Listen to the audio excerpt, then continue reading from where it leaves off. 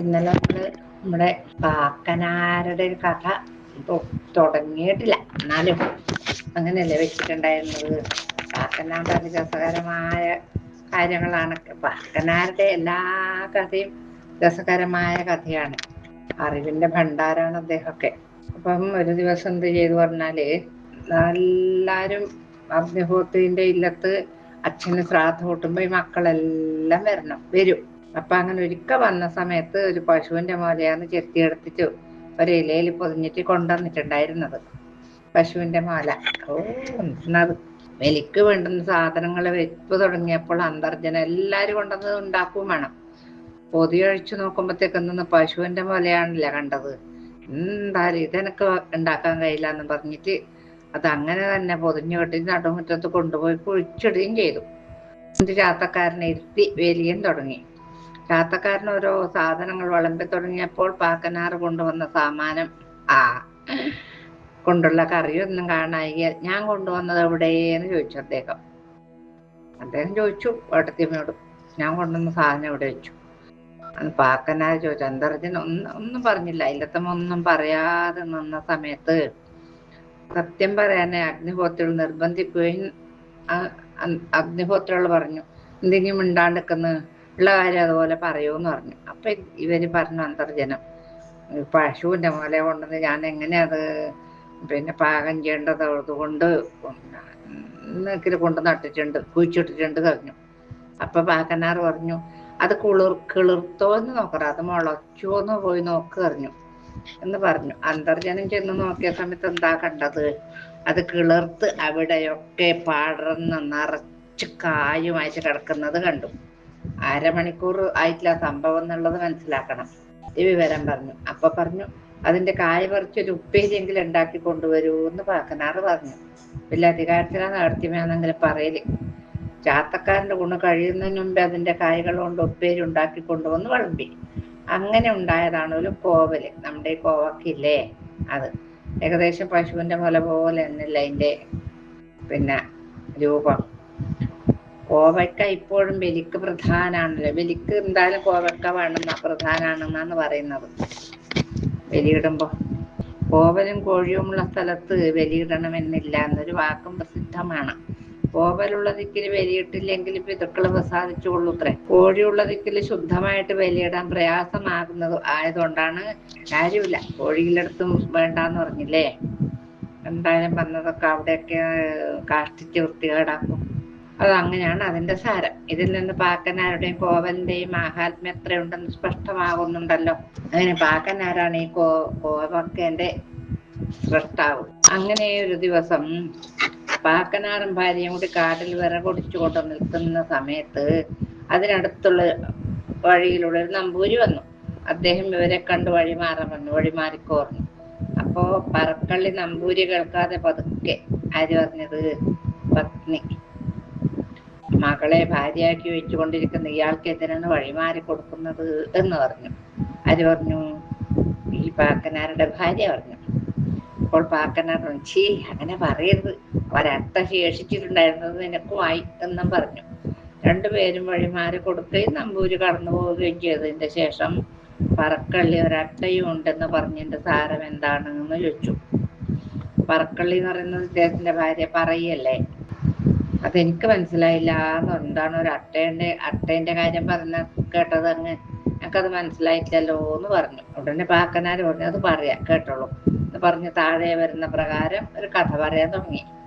ഈ നമ്പൂതിരിയുടെ അന്തർജനം ഉണ്ടല്ലോ, ഇപ്പൊ ഇങ്ങോട്ട് നമ്മൾ വഴിമാറി കൊടുത്ത നമ്പൂതിരിയുടെ അന്തർജനം ഒരു ദിവസം അത്താഴത്തിന് അരി വെച്ചതിൽ ഒരു അട്ട വീണു. ഉടനെ ആ വിവരം അന്തർജനം നമ്പൂരിയോട് പറഞ്ഞു. അദ്ദേഹം എന്ത് ചെയ്തു എന്നറിയാം?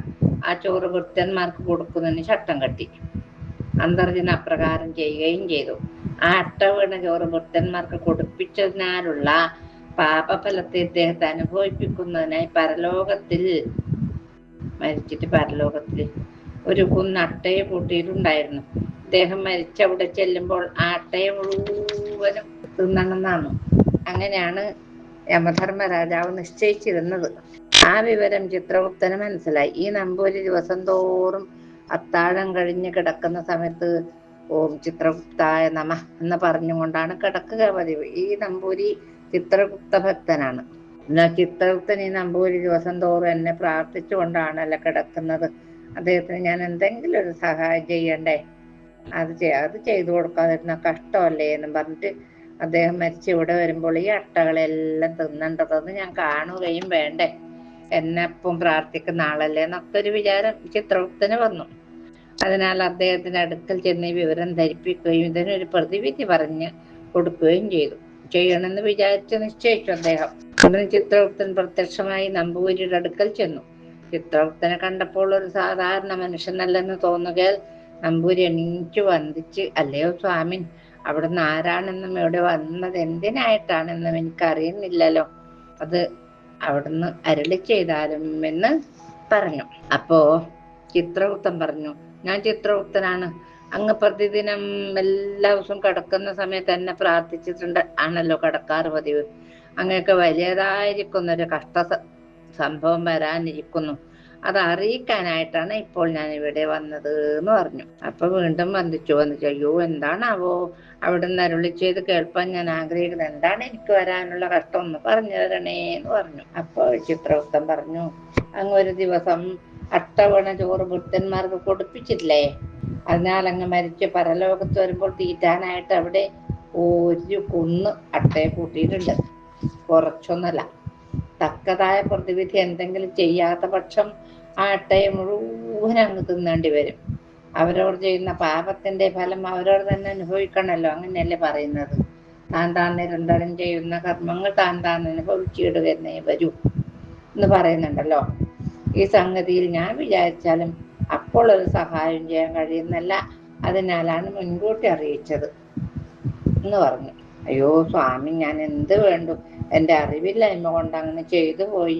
ഇത്രയും ചോറ് വെറുതെ കളയണ്ടേ എന്നുള്ളത് കൊണ്ടാണ് ഞാൻ അങ്ങനെ പറഞ്ഞത്. അത് വേറൊരു ദുരുദ്ദേശത്തിൽ പറഞ്ഞതല്ല. അത് ഞാൻ എന്താണ് ഇനി പ്രതിവിധി ചെയ്യേണ്ടത് എന്നൊക്കെ ചോദിച്ചു. അതും അവിടുന്ന് തന്നെ പറഞ്ഞു തരണേ എന്ന് പറഞ്ഞു. അല്ലാതെ എനിക്കൊന്നും അറിഞ്ഞുകൂടല്ലോ എന്ന് പറഞ്ഞു. അപ്പൊ ചിത്രഗുപ്തൻ പറഞ്ഞു, ആവട്ടെ, ഞാനൊരു കാര്യം പറയാം, അപ്രകാരം ചെയ്താൽ മതി. അങ്ങയുടെ പുത്രിയും യൗവനയുക്തയുമായ ഒരു കന്യക ഉണ്ടല്ലോ ഇവിടെ, ഇനി കുറച്ചു കാലം കൂടി കഴിഞ്ഞിട്ട് ആ കന്യക വിവാഹം കഴിച്ചു കൊടുക്കാവൂ.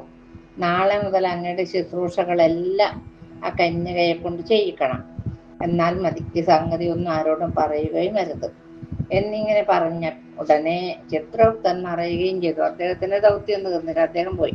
ഈ പറഞ്ഞതുപോലെ പിറ്റേ ദിവസം മുതൽ പല്ല് തേക്കാനുള്ള ഉണ്ടാക്കി കൊടുക്കുക, മുറുക്കാൻ ഉണ്ടാക്കി കൊടുക്കുക, ചോറ് വിളമ്പി കൊടുക്കുക, കിടക്കാൻ വിരിച്ചു കൊടുക്കുക, അത്രയേ ഉണ്ട് കേട്ടോ, കൂടെ കിടക്കുന്ന വേണ്ട മുതലായ സകല പ്രവൃത്തികളും നമ്പൂരി തന്റെ പുത്രിയെ കൊണ്ട് തന്നെ ചെയ്യിച്ചു തുടങ്ങി.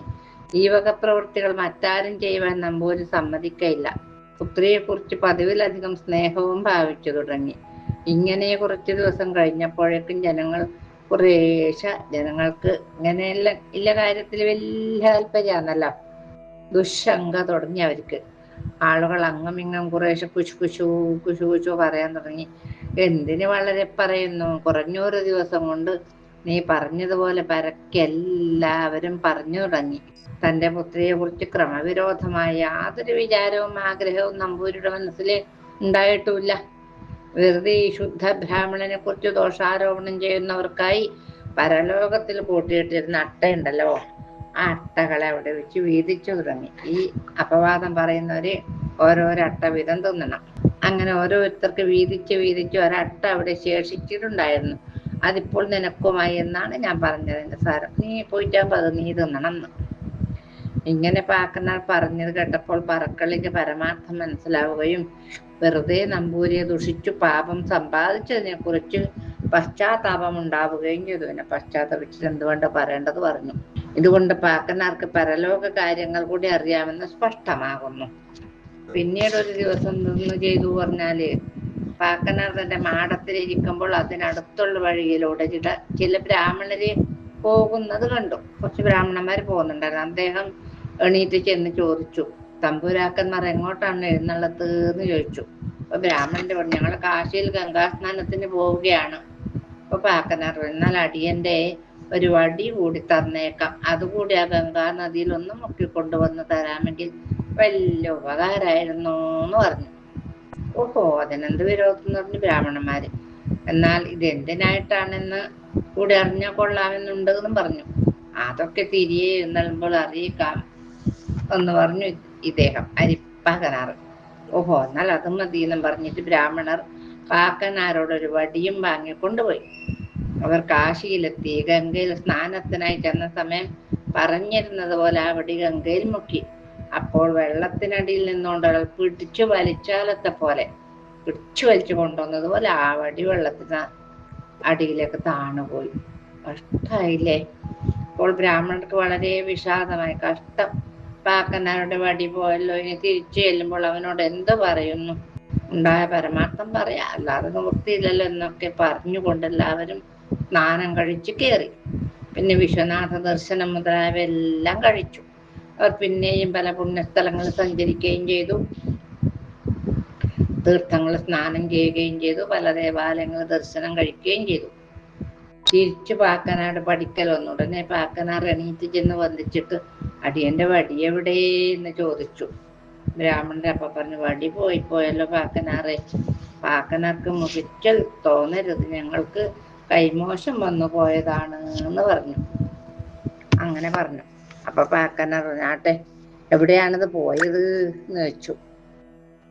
ഞങ്ങൾ കാശിയിലോളം ഭദ്രമായി സൂക്ഷിച്ചു കൊണ്ടുപോയായിരുന്നു.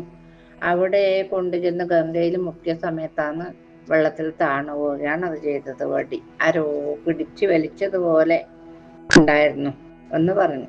ഉടനെ പാക്കനാരും ഗംഗയിലാണ് പോയത്, എന്നാ നിവൃത്തിയുണ്ട് എന്ന് പറഞ്ഞ് പാക്കനാട് പടിക്കലുള്ള കുളത്തിന്റെ പക്കത്ത് ചെന്ന് എന്റെ വടി ഇങ്ങോട്ട് കാണട്ടെ എന്ന് പറഞ്ഞു. ഉടനെ ആ കുളത്തിലെ വെള്ളത്തിൽ നിന്ന് അതാ വടി പൊങ്ങി വരുന്നു. പാക്കനാരെടുക്കുകയും ചെയ്തു. ഇത് കണ്ടപ്പോൾ ലോകത്തിൽ വെള്ളമായി കാണുന്നതെല്ലാം ഗംഗയാണെന്നും ഭക്തിയുള്ളവർക്ക് ഗംഗാ സ്നാനത്തിന് കാശിയിൽ പോകണം എന്നില്ല എന്നും തങ്ങളെ ബോധ്യപ്പെടുത്താനായിട്ടാണ് പാക്കനാർ വടി തന്നയച്ചതെന്ന് ബ്രാഹ്മണർക്ക് മനസ്സിലായി. പിന്നെ പാക്കനാരുടെ മനഃശുദ്ധിയെയും ഭക്തിവിശ്വാസങ്ങളെയും ദിവ്യത്വത്തെയും കുറിച്ച് ശ്ലാഘിക്കുകയും ചെയ്തു, വിസ്മയിക്കുകയും ചെയ്തു. അങ്ങനെ ഭക്തിവിശ്വാസങ്ങളുടെയും ദൈവത്വത്തെയും കുറിച്ച് തന്നെത്താൻ നിന്ദിക്കുകയും ചെയ്തുകൊണ്ട് ബ്രാഹ്മണർ പോവുകയും ചെയ്തു. അവരവരെ വഴിക്ക് പോയി. ബ്രാഹ്മണകുലാഗ്രേസരനായ ആഴ്വാഞ്ചേരി തമ്പ്രാക്കൾക്ക് തമ്പ്രാക്കൾ എന്നുള്ള പേര് സിദ്ധിച്ചത് ഈ പാക്കനാറിൽ നിന്നാണെന്ന് കേട്ടിട്ടുണ്ട്. തമ്പ്രാക്കൾ എവിടെയോ ഒരു രാജാവിന്റെ ഹിരണ്യഗർഭം കഴിഞ്ഞു കിട്ടിയ സ്വർണം കൊണ്ടുള്ള ഒരു പശുവിനെ ഭൃത്യന്മാരെ കൊണ്ട് കെട്ടിയടുപ്പിച്ച് കൊണ്ടുപോകുമ്പോൾ പാക്കനാർ കണ്ടു. ഉടനെ വഴിയിൽ ചെന്ന് തടുത്തുകൊണ്ട്, ചത്ത പശുവിന്റെ അവകാശം അടിയനാണ്, അടിയൻ ചത്ത പശുവിനെ തിന്നൽ ഈ പോലെ മാറില്ലേ, അത് അടിയനാണ്, അതിനാൽ ഇതിനെ തന്നേക്കില്ല എന്ന് പറഞ്ഞു. തമ്പ്രാക്കൾ പറഞ്ഞു, ചത്തതല്ല, അത് ജീവനുള്ളതാണ് എന്ന് പറഞ്ഞു. എന്നാൽ കെട്ടിയെടുക്കണമെന്നില്ലല്ലോ, ജീവനുള്ളതാണെങ്കിൽ നടത്തിക്കൊണ്ടു പോകണം എന്ന് പറഞ്ഞു. ഉടനെ തമ്പ്രാക്കൾ പശുവിനെ അവിടെ നിർത്താൻ പറഞ്ഞു. ഭൃത്യന്മാർ താഴെ നിർത്തി തണ്ടും കയറും അഴിച്ചെടുത്തു മാറി നിന്നു.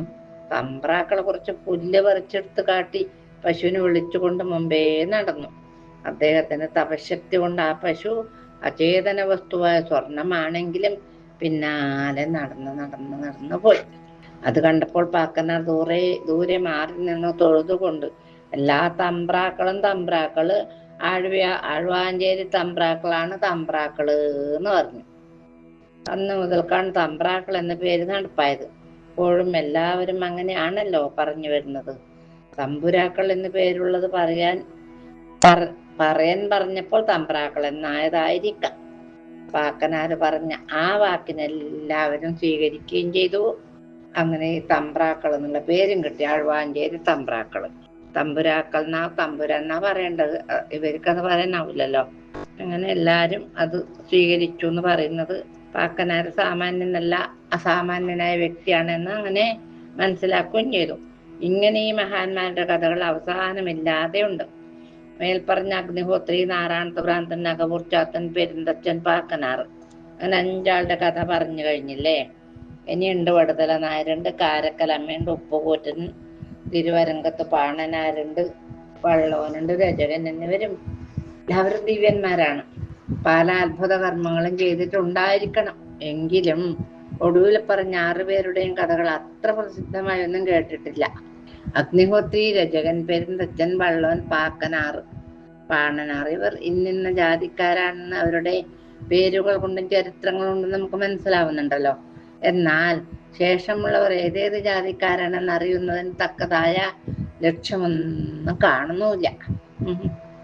കാരേക്കലമ്മ ക്ഷത്രിയ സ്ത്രീയും, നാറാൺതുഭ്രാന്തൻ ഇളയതും, അകവൂർച്ചാത്തൻ വൈശ്യനും, വടുതല നായർ ശൂദ്രനും, ഉപ്പുകൂറ്റൻ മാപ്പിളയുമാണെന്ന് ചിലർ പറയുന്നതാണ്. ഇതെത്ര സത്യമുണ്ടെന്ന് അറിയില്ല. ഇതൊരു അടിസ്ഥാനമില്ലാത്ത വാക്കായതിനാൽ വിശ്വസിക്കാമെന്ന് തോന്നുന്നുമില്ല. ഇപ്രകാരം തന്നെ വരരുചിയുടെ ചരിത്രത്തിലും ചില സംശയങ്ങളുണ്ട്. മലയാളത്തിൽ നടപ്പുള്ള വാക്യം പരൽപ്പേര് മുതലായവയുടെ കർത്താവ് വരരുചി അല്ലെന്നും ഇദ്ദേഹം ഉണ്ടാക്കിയിട്ടുള്ള സൂത്രവാർത്തികങ്ങൾക്ക് അത് വാക്യമല്ലെന്ന് പറയാറുള്ളതിനാൽ ഇങ്ങനെ ഒരു സംസാരം നടപ്പാക്കാനിടയായതാണെന്നും ചില വിവാദങ്ങളുണ്ട്. പിന്നെ വരരുചി പറയുകയായ ആ കന്യക വിവാഹം ചെയ്തിരുന്നില്ലെങ്കിൽ വശ്യം കഴിക്കാൻ ആവശ്യപ്പെട്ടത് എന്തുകൊണ്ട്? വൈശ്യം. വിവാഹം കഴിഞ്ഞിട്ടില്ലാത്തവർക്ക് വൈശ്യം പതിവുണ്ടോ? മുമ്പ് വിവാഹം കഴിച്ചിരുന്നുവെങ്കിൽ പരദേശ ബ്രാഹ്മണർക്ക് രണ്ടാമതൊരു വിവാഹം കൂടി കഴിക്ക വിഹിതമാണോ? അങ്ങനെ നടപ്പുണ്ടോ? ഇങ്ങനെ ചില സംശയങ്ങളുമുണ്ട്. ഇവയെക്കുറിച്ചെല്ലാം നിശ്ചയം അറിവുള്ള മഹാന്മാർ യുക്തിയുക്തമായി പ്രസ്താവിക്കുന്നതായാൽ അതൊരു പരോപകാരമായി തീരുന്നതാണ്. ഇങ്ങനെ പറഞ്ഞുകൊണ്ട് ഈ